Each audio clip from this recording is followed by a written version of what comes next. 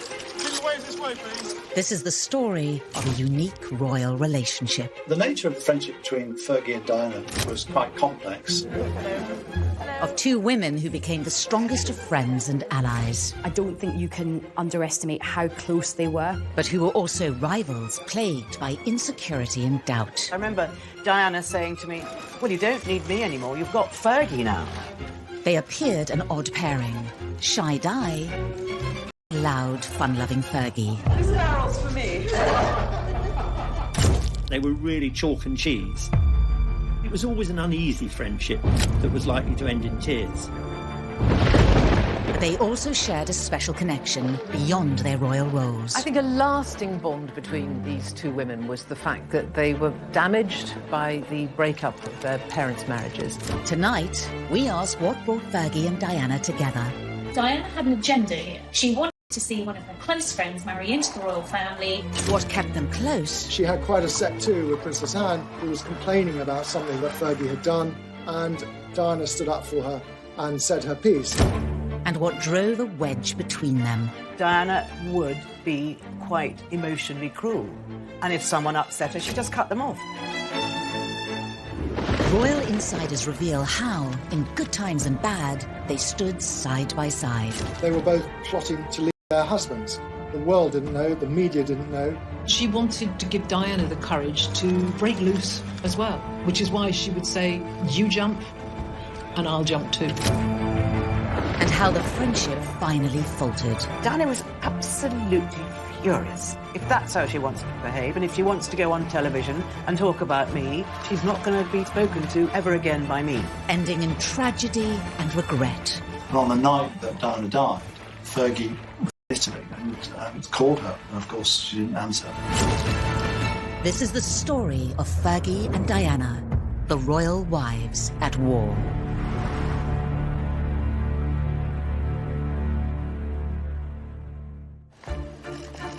They were members of one of the most famous families in the world, sisters-in-law, both married to a prince. But the unique friendship between Princess Diana and Sarah Ferguson began long before they became royals. Diana and Fergie came from the same sort of area of life, so actually they knew each other from when they were about 14. Although they had known each other since adolescence, they only became close after they connected at a polo match in 1980. Prince Charles's polo manager was Major Ron Ferguson, Fergie's larger-than-life father. And so they met beside the polo pitches in Windsor, and, you know, they did hit it. Met Charles and Sarah was 21, that actually they became good friends, you know, friends who lunched, friends who hung out and shopped together. Given their similar backgrounds, it seemed inevitable that they would become close. Well, Fergie and Diana were actually related. They were fourth cousins, and their mothers were also close. They were at school together, they were good friends. They were part of the same aristocratic circle when they were growing up. Diana was from a far more aristocratic background than Sarah. I mean, her family had been connected with royalty for centuries. Sarah's background, she always described it, I think, as sort of minor country gentry. I mean, but she grew up on a nearly 500-acre estate in Hampshire. Both attended private boarding schools, and they grew up with similar interests and passions. They were both sporty, they loved being outdoors. Sarah was a great horse rider, much better on horses than Diana ever was. But, you know, that love of horses extended to polo matches. Neither of them were particularly brainy or academic. They didn't excel at school. That said, they did well and they were popular. The parallels in their early years continued, helping to cement their friendship. I think a lasting bond between these two women was the fact that they were damaged by the breakup of their parents' marriages. And unusually for both women, they were abandoned, if you like, by their mothers. Both Fergie and Diana's mothers left their families to be with new partners when the girls were still young. They were both left with their fathers and more or less brought up by them. Aged 6, Diana was subjected to a bitter custody battle where her mother was forced to give up her 4 children. Diana famously was very distraught by the divorce of her parents. She was a very young girl when her mother moved out. It probably affected her for most of her adult life. Fergie took the breakup of her parents much more in her stride. When Fergie was just 12, her mother left her family and moved to South America. Her mother lived and led a very exotic life. She remarried an Argentine polo player and relocated to South America. And Fergie had great memories of travelling there as a teenager and spending time with her mum and her stepdad on their ranch. But I suspect it had an unsettling effect on both of them. As Diana embarked on her life as a princess, she came to rely on her friend Fergie. Diana looked up to Sarah because she was so flamboyant, and Sarah just seemed to be kind of like that older sister in a way. Fergie had so much more life experience than Diana. You know, by the time she was in her 20s, she'd had to live in. At that point, when Diana was very young, those 2 years must have seemed incredibly significant. Diana was obviously that much younger, and she was on the cusp of marrying the heir to the throne. And if anything, she probably sought out Fergie for some pointers, really, because Fergie's father was sort of involved with Charles on a regular basis. I think both girls actually admired things in each other that they didn't have. Diana wants to be that slightly more devil-may-care, boisterous, robust individual that just seemed very comfortable in her own skin. And Fergie probably wanted some of that rather sweet, shy mellowness that Diana had. At the time, Diana had a close friendship with her 3 housemates she was living with in Knightsbridge. But with the unique parallels in Sarah and Diana's upbringings, and Sarah's understanding of royal life, the pair soon became best friends. When Princess Diana married Prince Charles in 1981 in St. Paul's Cathedral, her new friend Fergie watched on. Sarah was actually a very important person in Diana's life and in the run-up to the royal wedding, and certainly those early years where she really helped Diana to find her feet. She was absolutely delighted for her friend, and I think that's why they became so close. The princess even helped her friend with her wedding outfit. Fergie didn't have a lot of disposable income, and she knew that a dress for something like the marriage of the Prince and Princess of Wales was going to be an expensive proposition. So Diana helped out by providing her with some fabric, and she got a dressmaker to make up something appropriate for her. Diana intended on bringing her new friend Fergie into her royal circle by having her take on the role of her lady-in-waiting. It's not a servant and it's not a friend. It's sort of somewhere halfway between. It's a genteel occupation, and it's enormous status. But the decision was taken out of the princess's hands. Sarah was told that she was actually unsuitable to be Diana's lady-in-waiting, which was a huge blow to Sarah. I think the royal family felt Sarah wasn't posh enough. Diana was persuaded that basically it was too risky having Sarah Ferguson was seen as a loose cannon. She was fun, but she made them nervous. Diana was actually quite upset about this, but maybe she didn't fight for Sarah enough. Maybe she could have put her foot down more. Sarah was snubbed once more when royal protocol dictated that she would also be excluded from a very key part of the celebrations. I think she was astonished to discover that she wasn't being invited to the wedding breakfast, the sort of the aristocratic version of the traditional reception. We know for the person that she wasn't invited. I don't know whether ever Diana realised how hurt actually Sarah was about this. The 2 young women didn't let the palace rules get in the way of their relationship. After the wedding, the friendship continued to grow. At just 20 years old, Diana was daunted by the pressures of royal life. How do you see your role developing as Princess of Wales? But my life will be a great challenge. Next, as Diana embarked upon her new role as future queen, she needed Sarah more than ever. But what lengths would she go to keep her friend in her new royal circle? Diana had an agenda here. She wanted to see one of her close friends marry into the royal family. She also wanted a confidant and a best friend inside the palace.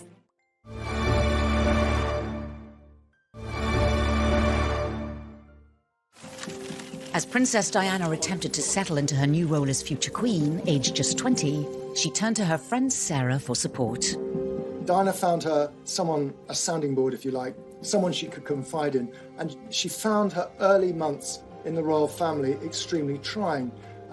She complained many years later that no one really showed her the ropes, told her what to do. It was either a case of sink or swim. If she made a mistake, she was made to feel terrible. But there was none of that kind of support where people said, look, we know it's going to be difficult. Don't worry if you make a few mistakes. Well, when you enter the royal family, there are very few people that you can confide in. Everybody might go to the newspaper because you're the hottest story in town. Diana felt that Fergie was a safe pair of hands and that her secrets were going to be secure with her. Sarah became Diana's loyal confidant. They would frequently meet for lunch, often once a week. And if they weren't lunching together at San Lorenzo, they were at the palace catching up over cups of tea. She would really lift Diana and make her laugh, actually, which Diana really needed at that time. Sparrows for me. Fergie was a coper. Diana wasn't a coper. And I think Diana became dependent on Fergie, really, for that encouragement to believe in herself. And they became much closer at that point. Despite initial failed attempts, Diana became more determined than ever to bring her friend into the royal circle. Well, I think Diana wanted Sarah to be a part of the royal fold for a long time. And when she was told that Sarah couldn't be a lady-in-waiting because she wasn't deemed appropriate, she had to rethink her strategy. And she came up with the idea that Sarah should meet Andrew, in fact, reconnect with Andrew, because Sarah had played with Andrew as a child. They mixed in similar circles. She loved the Royal Ascot Week in June, and she loves to host house parties at Windsor Castle. In 1985, the Queen asked Diana whether there was anyone she'd like to come along to the house party, any single young women perhaps, and Diana thought of Sarah, of Fergie. And at the back of Diana's mind was a very cunning plan to make sure that Sarah sat next to the Duke of York, Prince Andrew, which she did. By the time pudding was served, Andrew was sort of being familiar enough with this very bubbly, red-headed girl next to him to start feeding her pudding. We were made to sit next door to each other at lunch at Ascot. Yes, and you made me eat chocolate profiteroles, which I didn't want to eat at all. I then didn't have them, so I got hit. Then Very it started hard. from there. I think that's probably where it... I was meant to be on a diet. Andrew soon asked Diana if he could bring Fergie to stay at Diana and Charles' country house, where the pair became much closer. Andrew and Fergie could really be themselves and spend time together without the glare of the press and anyone knowing. Princess Diana had a soft spot for Prince Andrew. As kids, she used to send him valentines because they lived nearby to Sandringham. She saw a lonely young man who needed a girlfriend. Diana had an agenda here. She wanted to see one of her close friends marry into the royal family. Not only did she think Sarah and Andrew were very well matched personality-wise, which they were, Diana also wanted a confidant and a best friend inside the palace. Within a matter of months, Sarah Ferguson and Prince Andrew were engaged. In the lead-up to the wedding, Fergie made it clear that fitting in with royal convention was not a priority, and she immediately started to encourage Diana to follow suit. So Fergie was the first person to ever have a proper hen party or a bachelorette party, to which Diana was invited. The details were revealed in Sarah's autobiography. They had a lot of fun. They dressed up as policewomen and they caused a bit of a scene at the palace. Now, these two apparently got put into a police van where the policeman recognised Diana and said, "Oh my goodness, I'm so sorry," and they all fell in fits of laughter. And I think Diana had the devilment, but Sarah was game to do it. Prince Andrew was celebrating his stag party on the same evening with friends, including Sir Elton John. The girls decided to drop in. Diana and Fergie gate crashed into Annabelle's nightclub where Andrew was there. They were hiding behind chairs, watching Andrew. Little did he know that they were there and spying. They managed to con the policeman into shutting the palace gates just as Andrew's car was arriving back from the stag night. So he thought something was up and madly put his car into reverse and went whizzing around the Victoria Memorial, I think. At which point they thought, well, maybe we've... This royal world. For Diana, this was sort of manna from heaven. This was, a whole new world of sort of spiritual freedom in a way. Two are better than one, so if she gets someone like Fergie in the royal family too, perhaps together they've got that support as a team to try and change some of the really, archaic traditions of the royal family. On the 23rd of July, Sarah and Prince Andrew were married, just 6 months after becoming engaged. Sarah's wedding day was in great contrast to her friend Diana's, and the differences in their characters were clear for the world to see. Fergie looks like she was born to this wedding. Giggling, looked like she was having fun. I think there was some giant teddy bear even that she went off with in the carriage when she went to her honeymoon. Diana and Charles, very, very formal affair. Lots of sort of sidelong glances from Diana, real shyness. Diana's had a lot of heads of state and important people because it was the future king and queen who were marrying. With Fergie, it was that bit more relaxed. And you could see that even with the balcony scene where Prince Charles asks his mother, "May I?" when the crowd say, "Give her a kiss," whereas Fergie's there with her hand cupped to her ears as they're roaring, "Give her a kiss."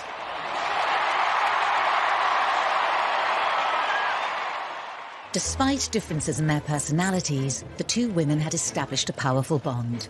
They were now not only best friends, but sisters-in-law, their lives intertwined more than ever. We had our first Fab Four, Charles and Diana, Sarah and Andrew. They seemed to get along like a house on fire. You know, we had these two couples go skiing together, holiday together, do engagements together. It was just wonderful for the press, and Diana and Fergie were a joy. And for the early years, at least, this all looked like it was going to work very well. But royal life for Sarah and Diana was never going to be that easy.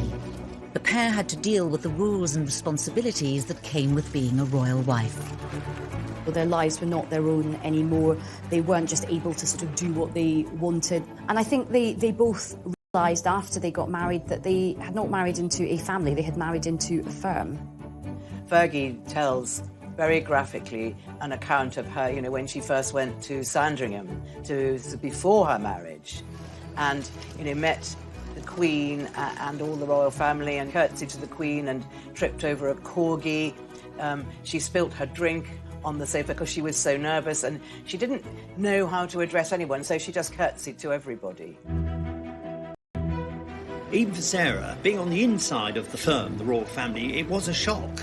Someone would point out that, you know, continually, "Oh, you mustn't do that, you mustn't wear that, you can't wear those clothes, you can't go to that event dressed like that." Also that, you know, if someone else is leaving the palace for an event that day, Sarah couldn't leave before them.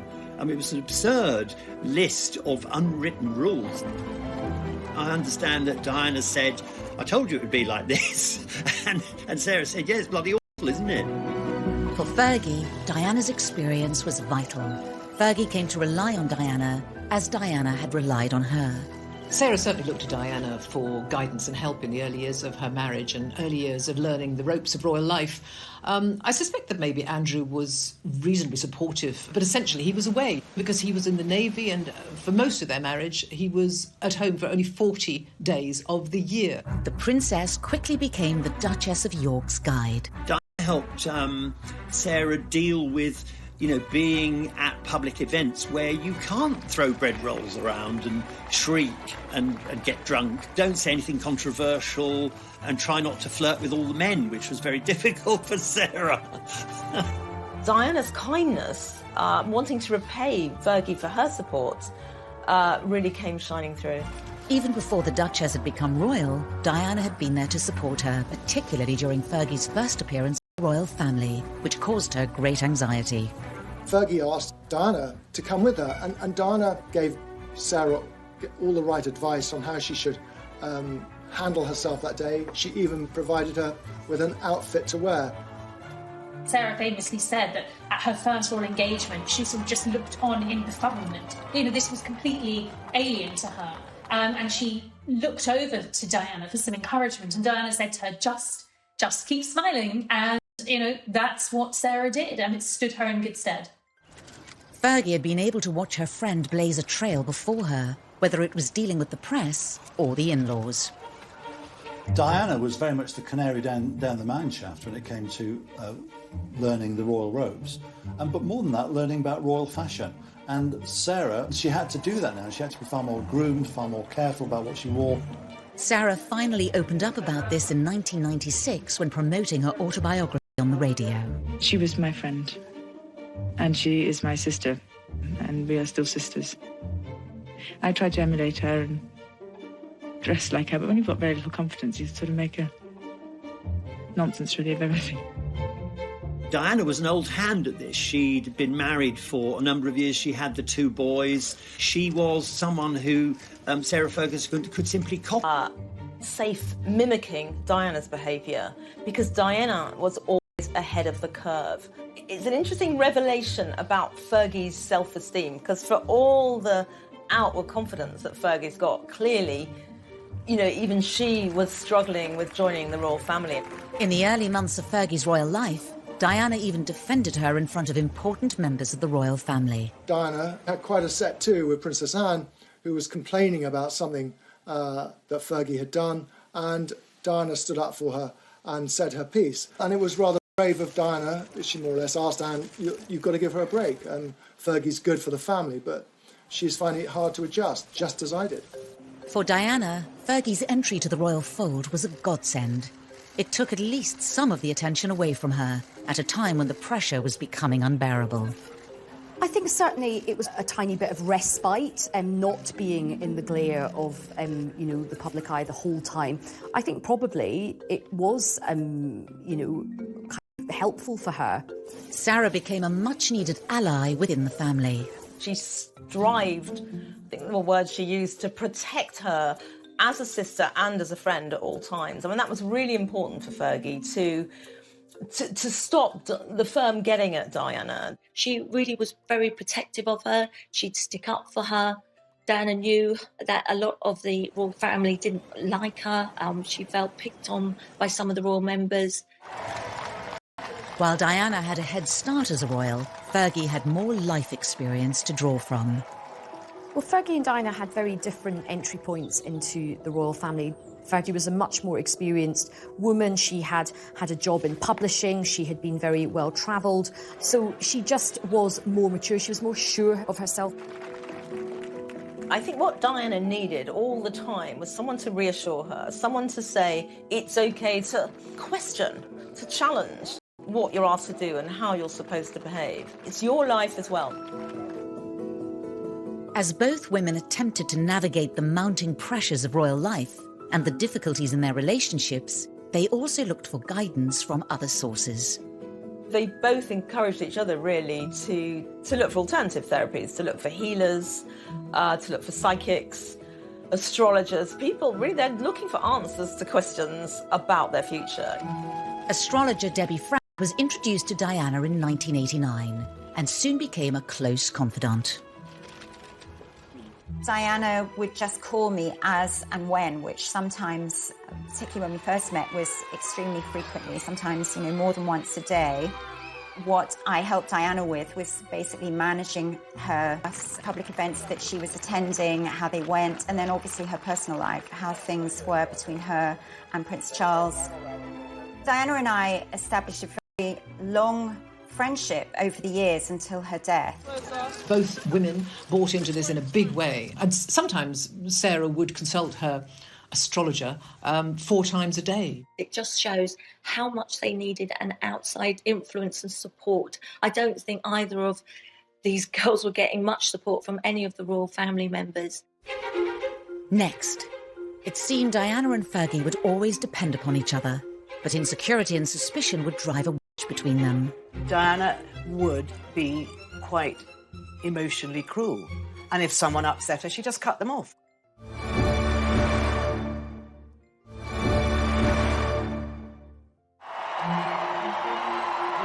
Marrying into the royal family brought Sarah Ferguson and Diana closer than ever. But the pressures of royal life would ultimately break their bond. The nature of the friendship between Fergie and Diana was quite complex, at times contradictory, great rivalry, but also intense confidence. They were really chalk and cheese, but it was that unique set of circumstances of being within royal circles and then in the royal family that made the friendship possible. But it was always an uneasy friendship that was likely to end in tears. By the mid-1980s, Diana had become a global icon, but was also plagued with her own insecurities and paranoia. Even though Diana was more used to mixing with royalty and aristocratic people, I still think it was easier for Fergie. Diana had said, you know, I went to lunch at the palace and I was really, really nervous. But Fergie just seemed to take that lunch in her stride. Underneath it all, I suspect Fergie probably thought Diana was quite weak, that she needed her help. She was happy to offer it. All of a sudden, the focus of attention was on Sarah. Up till then, everyone wanted to know all about Diana, and although her star did not fade at this point greatly, nevertheless, Sarah was the new kid on the block. They called her a breath of fresh air. She loved all the things that they loved. She loved riding. She learnt to carriage drive with Prince Philip. She was a very proficient skier.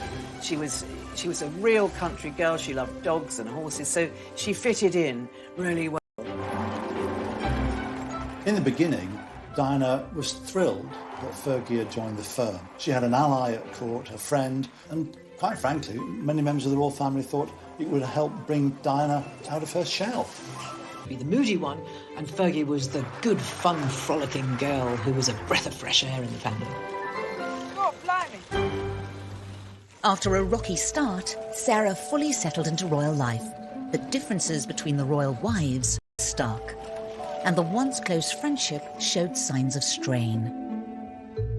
Diana was aware that Sarah was a very skilled manipulator of people to some extent, because she famously said that Sarah had wooed the royal family and knew exactly what she was doing when she said certain things to certain members of the royal family. Diana was aware of the comparisons being made. She admitted that she got terribly jealous of Fergie. I think, you know, the Queen and Sarah seemed to have an easier rapport. Sarah made this foray into the royal family look easy when, as Diana said, she herself was struggling to survive.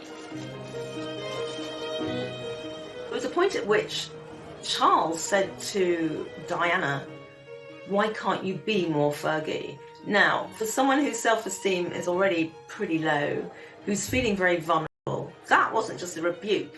That would have been one of the most cutting, hurtful remarks that her husband could have made to her. Diana did her best to be more fun like Fergie.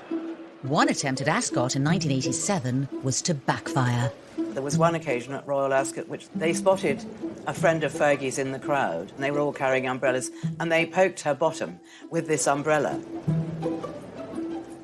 I mean, it's all very funny, but the repercussions were huge, and they were both upbraided for sort of misbehaving in public.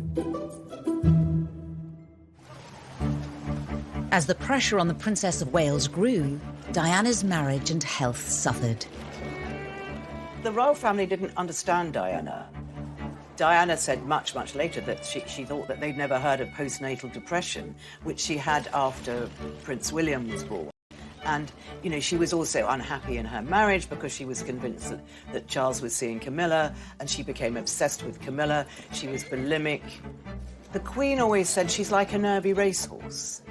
And she said, treat her with kid gloves. Later on, they blamed the failure of Diana's marriage on her bulimia, which wasn't really the case at all. So I think Diana was very much misunderstood. She was unsure of herself, and she was very emotional. And the royal family are not used to people who emote.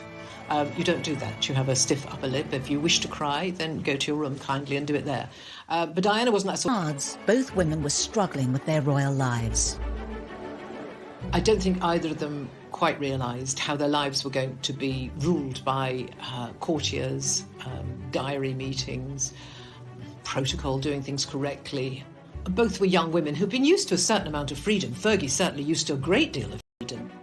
I think there were certainly times when Sarah just felt that she didn't measure up to her. She often compared herself to Diana, and I think there were times when she felt inadequate, whether it was that she wasn't as pretty as Diana, she wasn't as slim as Diana, she wasn't as loved as Diana. And as much as they were firm friends, there was a fair dose of royal rivalry between the two of them. Increasingly unhappy in her loveless marriage, Diana watched the loving marriage of her friend played out in the public arena. Diana really envied the easy, comfortable warmth and intimacy that, and sexual chemistry, actually, that was quite clear between Andrew and Sarah. She had a much colder relationship with her own husband. I do think at this point Diana was really hoping that some of that warmth and intimacy and easygoing nature would rub off on her own husband. It was a stark contrast to Fergie's marriage. They were unlike any other royal couple. For the first time, a genuine affection was public. They were a very tactile pair. They constantly had their arms and hands over each other. And Charles and Diana were just not like that. I mean, by this stage, Charles and Diana were no longer even sharing a bedroom. And so there were so many of the intimacies that she saw with Andrew and Fergie were lacking in her own marriage. It must have been difficult for Diana to watch Sarah's marriage, which was such a happy marriage. There was Diana trapped in a marriage which she felt was loveless after a while, and she knew there were 3 of them in the marriage, and Camilla was there. And then she would look at Sarah, and Sarah's husband adored her. Prince Andrew just adored the way Sarah was. He never would have said, can't you be more like Diana?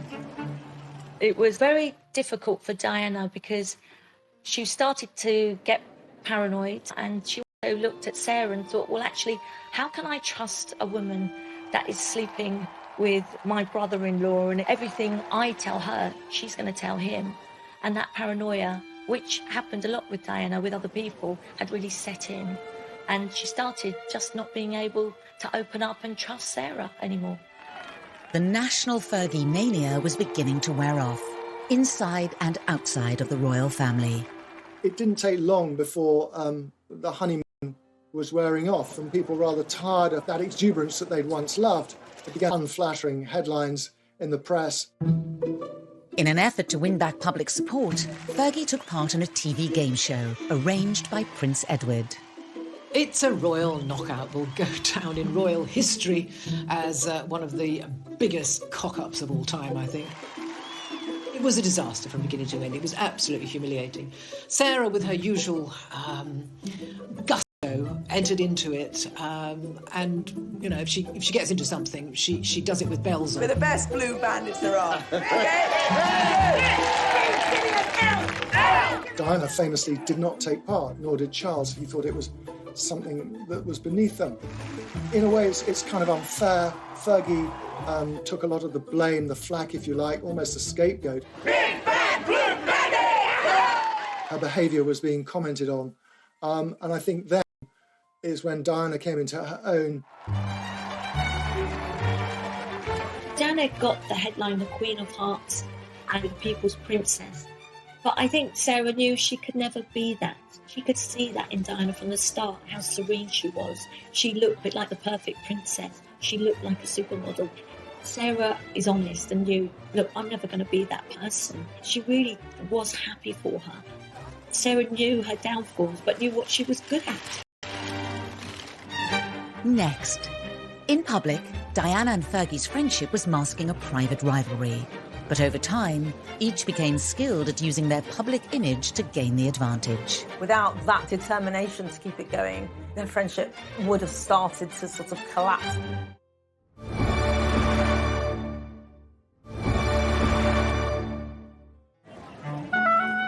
Diana and Fergie had been genuinely close in the early 80s. But as time moved on, the friendship faltered. Well, the reason that the friendship failed was entirely Diana. This is what Diana did. No one would believe that you could be great friends and do one thing wrong, and then Diana wouldn't speak to you. It was very unique to her. Diana would be quite emotionally cruel, and if someone upset her, she just cut them off, cut them out of her life. The rivalry between them would only increase. In the battle for public hearts and minds, the press was to be their weapon of choice. There was something about Diana that members of the public found utterly magnetic and were drawn to her. We're always talking about Sarah Ferguson as being Fergie. We would never have called Lady Diana Spencer Spency.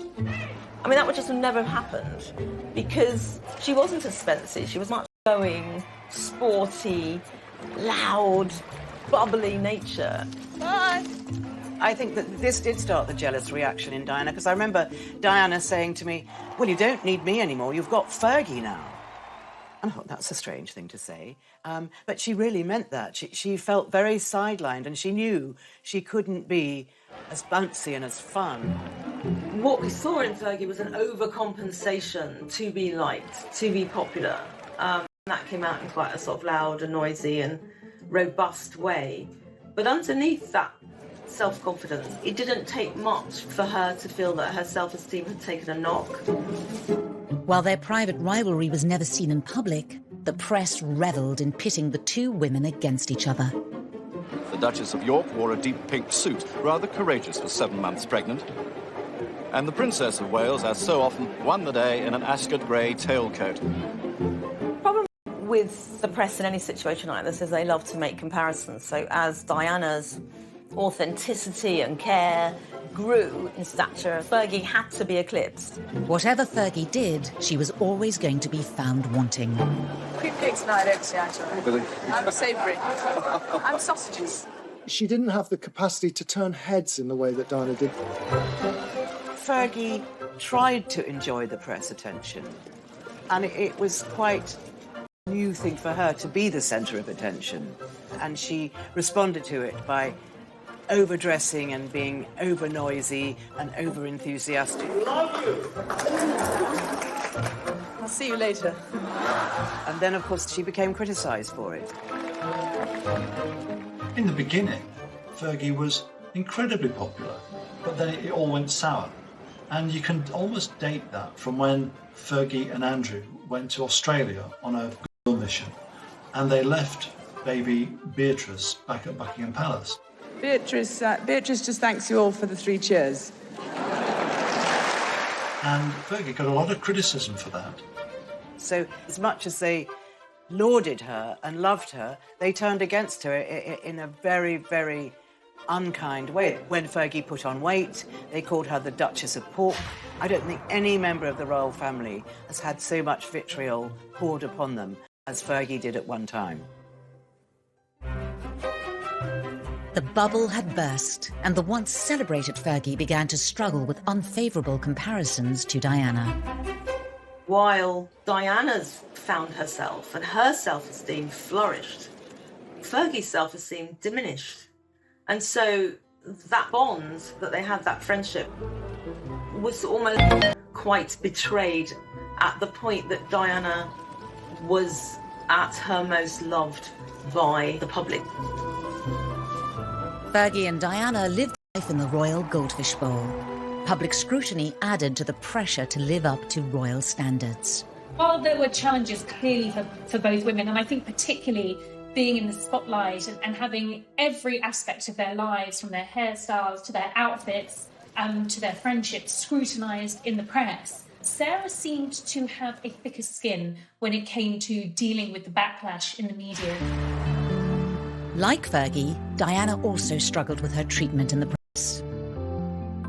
When Fergie was getting all the headlines, all the favourable headlines, and Diana was being criticised for her behaviour, she was mortified and she was very jealous of Fergie. And she told me that she went for a long drive to a river in the south of England, sat down and had a real think about her future and thought to herself, I'm not Fergie, I've got to be who I am. Diana's relationship with the media was sort of hot and cold. I found it incredibly intimidating at times.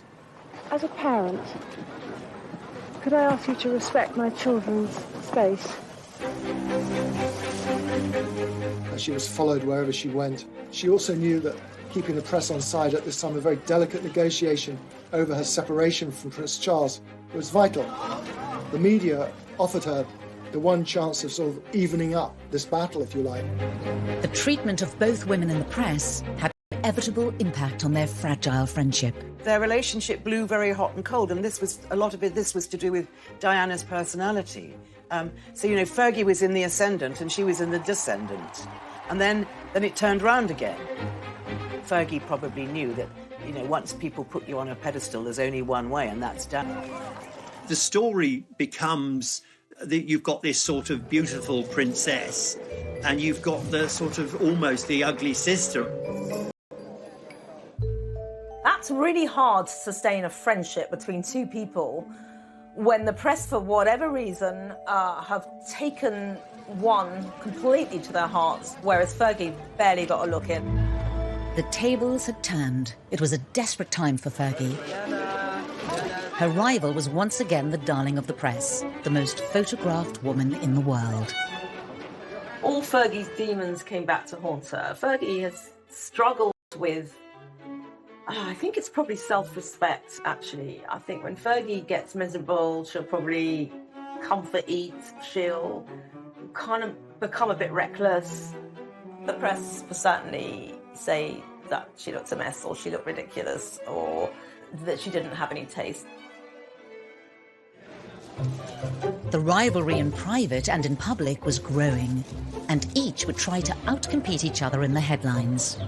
If Sarah was out on engagements on the same day as Diana, it was always going to be Diana who made the front pages of the newspapers the next day. And I think after a while that probably did begin to grate with Fergie, and certainly there were times when she felt, I can't even compete. Without that determination to keep it going, their friendship would have started to sort of collapse. The underbelly of it would just start to sink, and the connection between them would have started to break.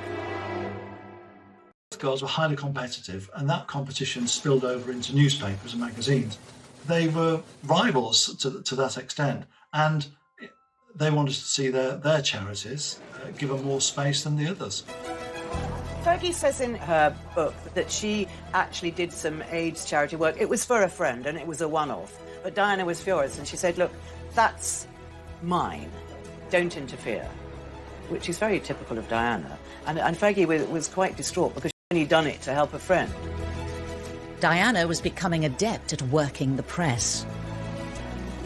Diana earned a reputation for being manipulative because she was aware of her star power. She used it to her advantage. She would play tabloids off against each other, and when things got really bad in the War of the Waleses, she would use the newspaper to fight her corner.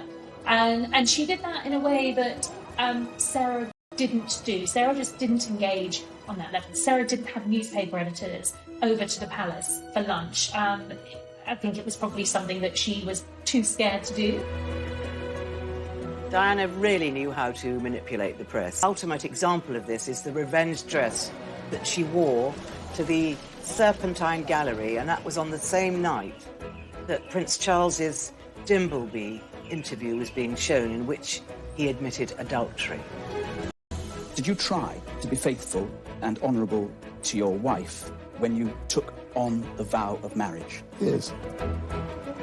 So she showed the world that this is what he's missing. Diana and Fergie had been friends for more than a decade. But as their lives took different directions, their friendship also changed course. So there was this gradual pulling away from Diana, partly because emotionally she didn't need Fergie so much, and partly because she was in a very different stage in her life, and then time goes on and they just weren't communicating anymore. Next, the friendship between Diana and Fergie had cooled in recent years, but a monumental change in their lives reunited the royal wives as common adversaries. They were both plotting to leave their husbands. The world didn't know, the media didn't know, but behind the facade of smiles and waves on that palace balcony, there were two deeply unhappy young women.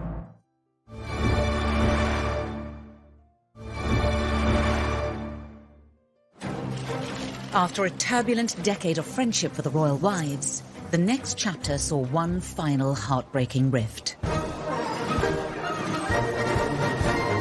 On the 15th of June 1991, Diana, Princess of Wales, and Sarah, Duchess of York, stood on the balcony of Buckingham Palace and presented a united front to the world.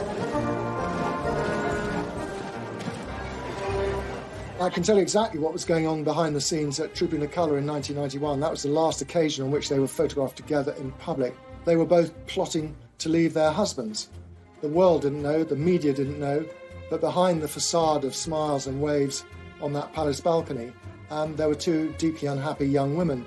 I think the two of them did discuss very openly the fact that they were unhappy, and they did discuss the idea of leaving the royal family, which of course is, at that point is just a really big line to cross. They'd actually come up with this scheme that they would go together. They would announce their separations simultaneously to set off this sort of depth charge, if you like, under the royal family. For now, mending any earlier rifts. Putting their plans into action wasn't going to be easy. To enter the royal family is hard enough. To leave the royal family, to jump out of that goldfish bowl, is quite something else. It obviously demanded a great deal of courage and planning. Long discussions late into the night about what should they do. Fergie was the one who was leading the way on this. She wanted to give Diana the courage to break loose as well, which is why she would say, you jump and I'll jump too. Through their public engagements, it was becoming increasingly obvious to the world that the Wales' marriage was breaking down. We knew that Charles and Diana's marriage was a tough one and that they weren't happy. I mean, from the late 1980s onwards, newspapers were routinely recording the number of days, and these were growing year by year, exponentially. I mean, there were vast periods of time when they had virtually no contact with each other. At the Yorks family home of Sunninghill Park, it was a similar story. Andrew was at sea serving in the Royal Navy. It was reported they saw each other just 40 days in a year, leaving Fergie alone to do what she liked. The Yorks marriage began to unravel quickly. There were rumours that Fergie was seeing somebody else. The Duchess kept her head well down, ignoring all questions about the state of her marriage. Meanwhile, Diana was continuing to nurture her relationship with the press. I had, by this stage, become quite friendly with Princess Diana, and she contacted me and she sent me this message. And this was all to do with the devastating series of photographs which revealed that Sarah had been cheating on Prince Andrew. But why would Diana do this to her one-time closest friend? I think Diana was incredibly skilled. She really was like a one-girl PR band that knew absolutely how to handle the press and how to work it sometimes to her advantage. Diana's message to me was simply that she'd obviously heard that the photographs were coming. We all knew that these photographs were coming. It was one of the worst kept secrets in Fleet Street. What none of us knew, or the rivals to the paper that had them didn't know, was just what the photographs showed and how damaging and devastating they were going to prove to be. She knew, and I suspect she was going to take some kind of vicarious thrill from the embarrassment it was going to heap onto Fergie. In the end, after all this back and forth, Fergie jumped first. On the 19th of March 1992, the Duke and Duchess of York had initiated discussions for a formal separation. The Duchess was in apparently carefree mood as she collected Princess Beatrice from school, just at the moment the official statement was being handed out at the palace. And the ordeal wasn't over yet for Fergie. Very busy patch, my patch, being royal correspondent. Jen, we need you in the office. Not going to believe this one, but Fergie's been found having her toe sucked by her financial advisor in South France. Can you come in the office? I thought, oh my goodness me, do I have to cover stories like this? But yes, I did, and yes, it was a very big story. On the 20th of August 1992, Fergie was at Balmoral for the annual summer holiday with her children and the rest of the royal family. There she was with all the members of the royal family, who traditionally have all the papers laid out at the breakfast table. The scene when she went into the dining room was horrific for her, because there were her brothers-in-law turning over the pages, staring at her naked top half of her body. It was excruciatingly embarrassing. She then went to the Queen, and the Queen was livid. She was absolutely furious with Sarah. After her toe-curlingly awkward morning at Balmoral, Fergie made her exit. Using one of the many side entrances to the royal estate, the Duchess drove at speed to the airport of Aberdeen to catch a scheduled flight to London. Diana was rumoured to have played her part in the timing of Fergie's front-page story. But why? It's not the friendliest thing to do, but, you know, if she's desperate, maybe she thought that was a sacrifice worth making for her own sanity. But Diana's tactics to divert the media spotlight from her to friend Fergie was short-lived. Her own scandalous revelation was about to take the heat off Fergie. We got news that there was a tape recording of a conversation Diana had had with a man friend. If you want to be like me, you've got to suffer. A man called James Gilby was now being released to the papers. The so-called Squidgygate story had knocked Fergie off the front page. The telephone conversation allegedly involving the Princess of Wales is reported to have been taped on New Year's Eve, 6 days after these pictures were taken at Sandringham in 1989. And rocked the royal family once more. With scandals behind them both, the friends were now entering a new phase. On the 9th of December at 3:30 p.m, Prime Minister John Major announced in the House of Commons the separation of the Prince and Princess of Wales.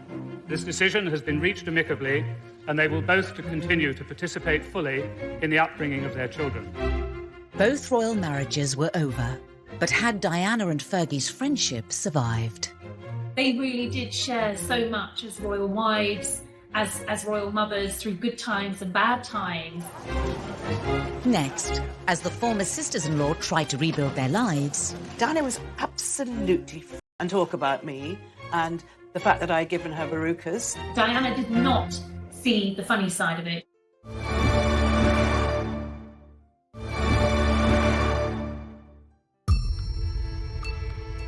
Princess Diana and Sarah Ferguson had a turbulent relationship, and it didn't end with their marriages. A double divorce marked a new era. Policemen clear the way for the princess this evening as she leaves a London hotel, grim-faced, £17 million richer. It was strange times. The settlements that both women got after their divorce, of course, were very different. But then their status was very different. Fergie, funnily enough, only ended up with about 600,000, but the Queen had paid off a lot of Fergie's debts beforehand. And the Queen had dished out at least £2 or £3 million on Fergie over the years. Unfortunately, money just ran through Fergie's fingers, and the Queen knew that. She's been accused of extravagance, bad taste, and an over-exuberant manner. And of course, this played into the bad publicity always for Sarah. Sarah always in trouble in every way you can think of, either her behaviour or her misbehaviour or her finances. No longer sisters-in-law and embracing the single life, did they still need each other as friends? One of the things that emerged post-divorce for both of them was that Fergie represented an area of Diana's life that she didn't really want to remember anymore. And as long as she maintained a friendship with Fergie, she was always going to be reminded of some really difficult times in her life. And so when Diana moved on to almost full independence away from the royal family, I think Fergie would have been quite triggering for Diana. Diana very much became her own woman, and the only people she adored and depended upon and had unconditional love for really were her two children. She was very self-contained in that way. Fergie turned to someone surprising for support. Her former husband. Andrew became... And how unique their lived experience had been. You know, they had shared something really, really unique and special and traumatic at the same time. Ultimately, these two women had shared an enormous amount together and a unique experience together. So few people know what it's like to marry into the royal family, to be transported from being an ordinary person to a princess or a duchess and all that goes with it.